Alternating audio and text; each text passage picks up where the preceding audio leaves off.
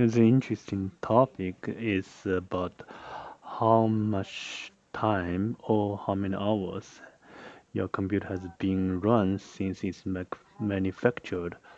Okay, so there's a one software called Crystal Disk Info. This one is based on the hard drive information. So power on hours 3755 and the power on count is 85. So this software pull out the information from the hard drive as long as your hard drive didn't get replaced. So let's put this number in my Excel sheet.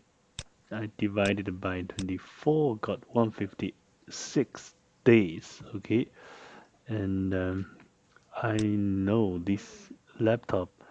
I started to use it since January 15 this year. Okay, and today is June 22nd. So I minus these two dates, got 158 days. Okay, so those 2 days, two numbers, they are very close to each other.